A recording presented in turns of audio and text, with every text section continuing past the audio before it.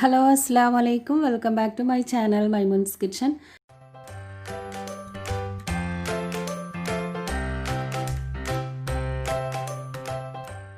അപ്പോൾ ഇന്നത്തെ റെസിപ്പി ഇറച്ചിച്ചോറാണ്. ഇറച്ചിച്ചോറ് നമ്മൾ പല വിധത്തിലും വീട്ടിലുണ്ടാക്കുന്നതാണ്. ബീഫ് വെച്ചുകൊണ്ട് ഏത് ടൈപ്പ് മീറ്റ് വെച്ചുകൊണ്ട് നമുക്ക് ഉണ്ടാക്കാം. ബീഫായാലും മട്ടൺ ആയാലും ചിക്കൻ ആയാലും ഇനിയിപ്പം ഫിഷിൽ വരുമ്പം ചെമ്മീനായാലും കല്ലുമ്മക്കായലായാലും അയില വെച്ചിട്ടുണ്ടാക്കാറുണ്ട്. പക്ഷേ ഈ കളറല്ലാന്നേ ഉള്ളൂ, എന്നാലും മീനൊക്കെ വെച്ചിട്ട് നമ്മൾ ഉണ്ടാക്കും. അപ്പം ഇന്ന് ഞാൻ ഈ കാണിക്കുന്നതും ചിക്കൻ വെച്ചിട്ടുള്ള ഇറച്ചിച്ചോറിൻ്റെ റെസിപ്പിയാണ്. അപ്പോൾ ഇതിനു മുമ്പ് ഇറച്ചിച്ചോറ് എന്ന് പറഞ്ഞാൽ ബീഫ് വെച്ചിട്ടും ചിക്കൻ വെച്ചിട്ടുള്ളത് ഉണ്ടാക്കിയത് ഞാൻ വീഡിയോ കാണിച്ചിട്ടുണ്ട്. അപ്പോൾ ഈ ഒരു റെസിപ്പി അതിൽ നിന്നൊക്കെ ഒന്ന് വ്യത്യാസമായിട്ടുള്ള ഈസി ആയിട്ട് ഉണ്ടാക്കാൻ പറ്റുന്നതാണ്. അപ്പോൾ നമുക്ക് വീഡിയോയിലേക്ക് പോവാം. അപ്പോൾ ഇതിപ്പോൾ ഒരു 3/4 കിലോൻ്റെ അടുത്ത് ചിക്കൻ ഉണ്ടാവും. നന്നായി കഴുകി ക്ലീൻ ചെയ്ത് വെള്ളമൊക്കെ വാർത്തി വെച്ചതാണ്. എല്ലാം കൊട്ടോട് കൂടിയിട്ടുള്ള പീസാണ്. ശരിക്കും പറഞ്ഞാൽ ഇറച്ചിച്ചോറിന് അതായിരിക്കും കൂടുതലും ടേസ്റ്റ്. പക്ഷേ വലിയ വലിയ പീസിനെക്കാട്ടിലും കുറച്ച് ചെറുതായിട്ട് കട്ട് ചെയ്തെടുത്താൽ മതി. ഇനിയിപ്പം എന്താ ചെയ്യേണ്ടതെന്ന് വെച്ചാൽ മസാലയ്ക്ക് വേണ്ടിയിട്ട് കുറച്ച് കാര്യങ്ങളൊന്ന് റെഡിയാക്കണം. അപ്പം ഇഞ്ചി വെളുത്തുള്ളി പച്ചമുളകൊക്കെ ഒന്ന് ചതച്ചെടുക്കണം, മിക്സിയിലൊന്ന് ക്രഷ് ചെയ്തെടുക്കണം.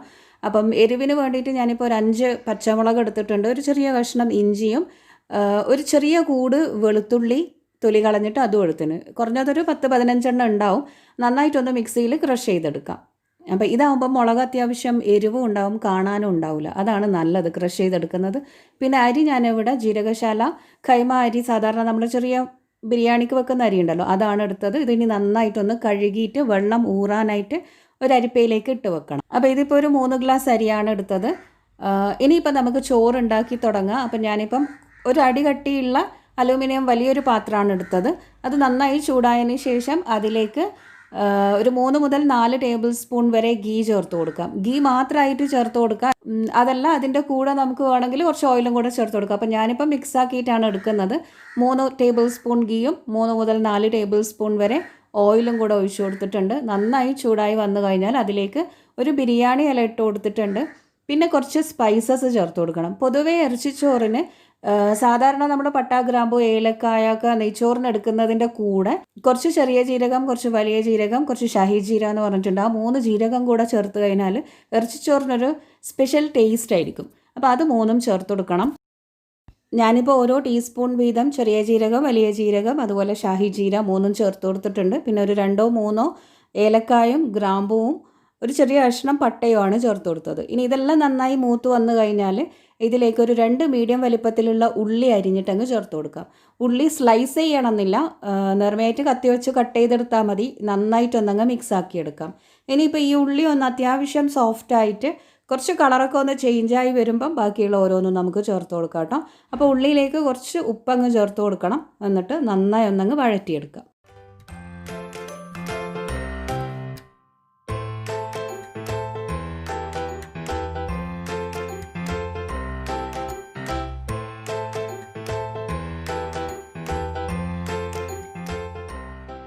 അങ്ങനെ ഇപ്പോൾ ഉള്ളി നന്നായിട്ട് സോഫ്റ്റായി കുറച്ച് കളറൊക്കെ ഒന്ന് മാറി വന്നിട്ടുണ്ട്. ഇനിയിപ്പോൾ ഇതിലേക്ക് ചതച്ച് വെച്ചിട്ടുള്ള ഇഞ്ചി വെളുത്തുള്ളി പച്ചമുളക് ചേർത്ത് കൊടുക്കാം.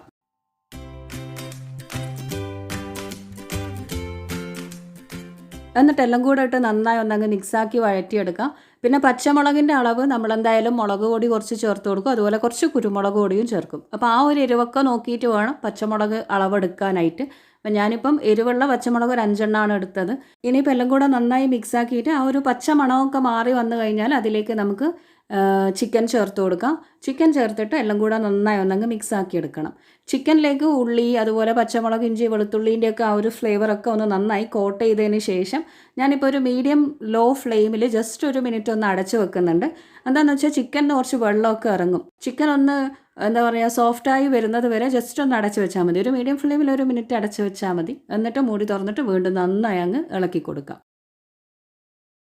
അപ്പോൾ ചിക്കൻ ഇങ്ങനെ വെള്ളമൊന്നും ചേർക്കാണ്ട് അടച്ച് വെച്ച് കഴിഞ്ഞാൽ ചിക്കനിന് കുറച്ച് വെള്ളം എന്തായാലും ആ ഒരു മോയ്സ്ചർ എന്തായാലും ഇറങ്ങും. പിന്നെയെന്ന് പറഞ്ഞാൽ ജസ്റ്റ് കളറൊക്കെ ഒന്ന് മാറി വരും.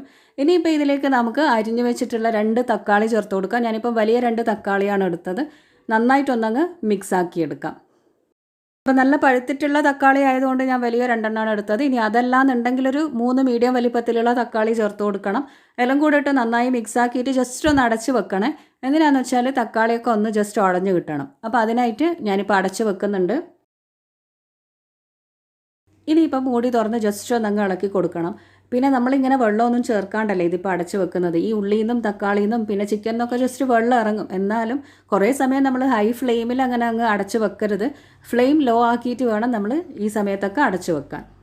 ഇനിയിപ്പോൾ ഇതിലേക്ക് കുറച്ച് പൊടികൾ ചേർത്ത് കൊടുക്കണം. അപ്പോൾ 2 ടേബിൾ സ്പൂൺ കാശ്മീരി റെഡ് ചില്ലിയാണ് ചേർത്ത് കൊടുക്കുന്നത്. 1 ടീസ്പൂൺ മഞ്ഞൾപ്പൊടി, 2 മുതൽ 2.5 ടേബിൾ സ്പൂൺ വരെ മല്ലിപ്പൊടിയും ചേർത്ത് കൊടുക്കണം.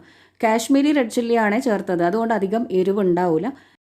അപ്പോൾ നമ്മളടുത്ത് ഇപ്പം സാധാ മുളക് പൊടിയാണെങ്കിൽ അതിൻ്റെ അളവ് നോക്കിയിട്ടാണ് ചേർത്ത് കൊടുക്കേണ്ടത്. 2 ടേബിൾ സ്പൂൺ ഒന്നും ചേർക്കണ്ട.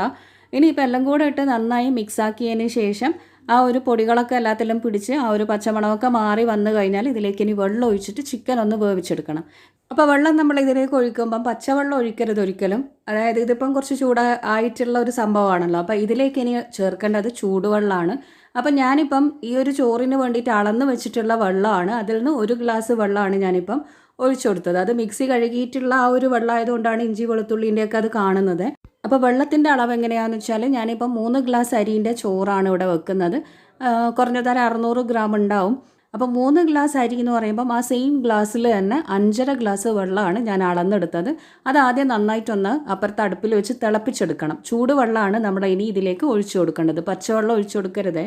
പിന്നെ ഇതിലേക്ക് ചിക്കൻ കരൾ ഞാൻ ചേർത്തിട്ടുണ്ട്. ഇതിപ്പോൾ എന്തായാലും ഒന്ന് വെന്ത് വന്നിട്ടുണ്ടാവും, അതുകൊണ്ട് ഞാൻ അതെടുത്ത് മാറ്റുകയാണ്. കാരണം ഒരുപാട് ഇനിയിപ്പോൾ റൈസൊക്കെ ഇട്ട് വേവിച്ചെടുക്കുമ്പം കരൾ എന്താ പറയുക വെന്ത് പൊടിഞ്ഞു പോകും. അപ്പോൾ അതിൻ്റെ ആ ഒരു എക്സ്ട്രാ ടേസ്റ്റ് കിട്ടും. അപ്പോൾ അത് വേണ്ടാന്ന് വെച്ചിട്ട് ഞാനിപ്പോൾ തന്നെ കരളങ്ങ് എടുത്ത് മാറ്റി. പിന്നെ ലാസ്റ്റ് നമുക്ക് ചോറിൽ വേണമെങ്കിൽ ചേർത്ത് കൊടുക്കാം. ചിലർക്ക് ഇഷ്ടമാവും കേട്ടോ ഈ ഒരു കരളിൻ്റെ ഒക്കെ ആ ഒരു ടേസ്റ്റ്. ഇനിയിപ്പോൾ എല്ലാം കൂടെ നന്നായി മിക്സാക്കിയിട്ട് ഈ ഒരു ചിക്കൻ ഒന്നങ്ങ് തിളപ്പിച്ചെടുക്കണം. അപ്പോൾ ഞാനിപ്പം കുറച്ച് ഉപ്പ് ചേർത്ത് കൊടുത്തിട്ടുണ്ട്. ചിക്കനിൽ കണക്കായിട്ടുള്ള ഉപ്പ് ചേർത്തിട്ടുണ്ട്. എന്നിട്ട് ജസ്റ്റ് ഒന്ന് അടച്ച് വെച്ചിട്ടൊരു മീഡിയം ഹൈ ഫ്ലെയിമിൽ വെച്ച് ഒന്ന് തിളപ്പിച്ചെടുക്കാം. അപ്പോൾ തിളപ്പിച്ചെടുക്കുക എന്ന് പറയുമ്പം ചിക്കൻ ജസ്റ്റ് ഒരു ഹാഫ് കുക്ക് ആയാൽ മതി. ഹാഫ് കുക്ക് ആയതിന് ശേഷം ഇതിലേക്ക് തന്നെ ഇനി ബാക്കി വെള്ളം ഒഴിച്ചിട്ട് റൈസും കൂടെ ഇട്ട് ഇതിൽ തന്നെ ഒരുമിച്ച് അങ്ങ് വേവിച്ചെടുക്കുക ചെയ്യുന്നത്. ചിക്കൻ ഒരു ഹാഫ് കുക്ക് ആയതിന് ശേഷം മാത്രമേ നമ്മൾ ഇനി ഇതിലേക്ക് അരി ഇട്ട് കൊടുക്കാവൂ. എന്തായാലും ബീഫിൻ്റെ അത്ര വേവില്ലെങ്കിലും കുറച്ച് വേവുണ്ടല്ലോ. അപ്പോൾ അത് റൈസ് കൂടുതൽ വെന്ത് പോകാതിരിക്കാൻ വേണ്ടിയിട്ടാണ് ചിക്കൻ ഇപ്പോൾ ആദ്യം ഞാൻ പകുതി ഒന്ന് വേവിച്ചെടുക്കുന്നത്.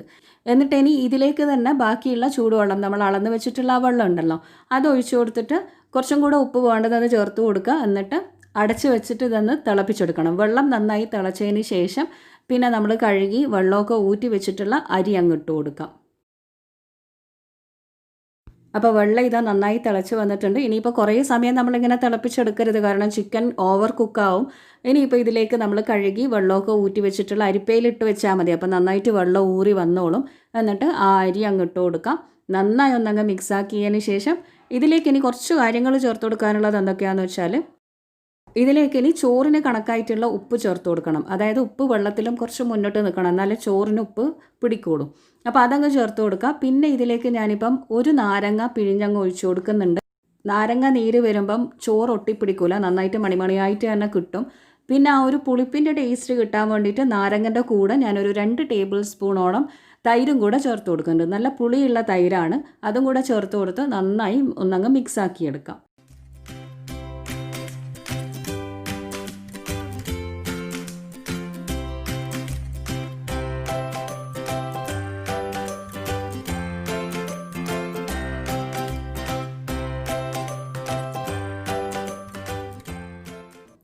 ഇനിയിപ്പോൾ ഇതിലേക്ക് 1 ടീസ്പൂൺ ഗരം മസാല പൊടിയും അതുപോലെ തന്നെ 2 ടീസ്പൂണോളം പെപ്പർ പൗഡറും കൂടെ ചേർത്ത് കൊടുക്കുന്നുണ്ട്. പൗഡറല്ല, ജസ്റ്റ് ക്രഷ് ചെയ്തതാണ് ഞാനിവിടെ. അതങ്ങ് ചേർത്ത് കൊടുക്കുക. എന്നിട്ട് എല്ലാം കൂടെ നന്നായി മിക്സാക്കിയിട്ട് തിളച്ച് തുടങ്ങുമ്പം അടച്ച് വെക്കുക. ആദ്യം ഹൈ ഫ്ലെയിമിൽ ഒരു 5 മിനിറ്റ് വെച്ചതിന് ശേഷം പിന്നെ ഒന്ന് ഇളക്കി കൊടുക്കണം, ഒന്ന് അടി തൊട്ട് ഇളക്കി കൊടുക്കണം. എന്നിട്ട് അടച്ച് വെച്ചിട്ട് ഒരു 10 മുതൽ 15 മിനിറ്റ് വരെ ഏറ്റവും ലോ ഫ്ലെയിമിൽ സിമ്മിലാക്കിയിട്ട് വെക്കണം. അപ്പോൾ ഇതിപ്പോൾ കണ്ടോ, ഹൈ ഫ്ലെയിമിൽ വെച്ചിട്ട് ഒരു 5 മിനിറ്റേ വെച്ചിട്ടുള്ളൂ. വെള്ളം അത്യാവശ്യം വറ്റിയിട്ടുണ്ട്, വെന്തിട്ടില്ല. ഇനിയിപ്പോൾ എന്താ ചെയ്യേണ്ടതെന്ന് വെച്ചാൽ ഇതൊന്ന് നന്നായി അടി തൊട്ട് ഇളക്കി കൊടുത്തിട്ട് ഏറ്റവും സിമ്മാക്കി വെച്ചിട്ട് 10 മിനിറ്റ് അടച്ച് വെക്കാം. അപ്പോൾ എൻ്റെ അടുത്ത് ആദ്യമേ ചേർത്ത് കൊടുക്കേണ്ട ഒരു കാര്യമാണ് മല്ലിയില, പുതിനയില, കറിവേപ്പില. അത് അന്നേരം എൻ്റെ അടുത്ത് ഇട്ട് കൊടുക്കാൻ വിട്ടുപോയി. ഇപ്പം ഞാൻ അതൊക്കെ അരിഞ്ഞങ്ങ് ഇട്ട് കൊടുത്തിട്ടുണ്ട്. എന്നിട്ട് അടച്ച് വെച്ചിത് ഒരു 10 മിനിറ്റ് ഏറ്റവും ലോ ഫ്ലെയിമിൽ ബാക്കി വേവിച്ചെടുക്കണം. അങ്ങനെ ഇപ്പം 10 മിനിറ്റ് കഴിഞ്ഞപ്പോൾ ഞാനിതാ മൂടി തുറന്ന് നോക്കിയിട്ടുണ്ട്. നല്ലൊരു ഫ്ലേവർ, നല്ല മണമൊക്കെ ഉണ്ട്. ഇനിയിപ്പോൾ ഒന്നുകൂടെ നന്നായി അങ്ങ് ഇളക്കി കൊടുക്കാം. എല്ലാ ഭാഗത്തും എല്ലാ അരിയിലും നന്നായിട്ട് മസാലയൊക്കെ പിടിച്ചിട്ടുണ്ട്. നന്നായി ഇളക്കി കൊടുത്തിട്ട് ഫ്ലെയിം ഓഫ് ചെയ്യാം. ഇനി നമുക്കിത് ചൂടോടുകൂടി തന്നെ കച്ചമ്പറ്, അച്ചാർ ഇതൊക്കെ വെച്ചിട്ട് അങ്ങ് സെർവ് ചെയ്യാം. അപ്പോൾ ചിക്കൻ ചോറ് ഏറ്റവും ഈസി ആയിട്ട് ഉണ്ടാക്കാൻ പറ്റുന്നൊരു റെസിപ്പിയാണിത്. ഒരു പാത്രത്തിൽ തന്നെ എല്ലാം ചിക്കനും അതുപോലെ ചോറും ഒക്കെ വേവിച്ചെടുക്കുന്ന ആ ഒരു ഈസി റെസിപ്പിയാണിത്. നല്ല ടേസ്റ്റുമാണ്. അപ്പോൾ ഇനിയിപ്പോൾ ഇതിൽ എനിക്ക് ഒരു കാര്യം നിങ്ങളോട് പറയാനുണ്ട്. ഞാൻ ഇതിലേക്ക് അളവിലെടുത്തിട്ടുള്ള മല്ലിപ്പൊടിയുടെയും മുളക് പൊടിയുടെയും അളവ് നിങ്ങൾ കണ്ടിട്ടുണ്ടാവുമല്ലോ. അപ്പോൾ ഈ ചോറിന് കുറച്ചും കൂടെ കളറ് വേണമെന്നുണ്ടെങ്കിൽ ആ ഒരു അളവിൽ നിന്ന് ഒരു ടേബിൾ സ്പൂണൊക്കെ കൂടുതലായിട്ട് ഇട്ട് കൊടുത്താൽ മതി. കുഴപ്പമൊന്നുമില്ല, കളറുണ്ടാവും, കുറച്ചും കൂടെ ആ ഒരു മസാല ടേസ്റ്റ് ഉണ്ടാവും. അപ്പം എല്ലാവർക്കും വീഡിയോ ഇഷ്ടമായി എന്ന് വിചാരിക്കുന്നു. ഇഷ്ടമായാൽ എന്തായാലും ഇതേപോലെ വീട്ടിൽ ട്രൈ ചെയ്ത് നോക്കണം.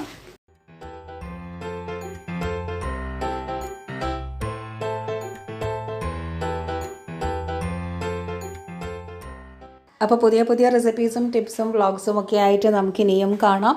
അതുവരെ keep watching Maimoon's kitchen. Take care and bye. Thank you. Tata, bye by.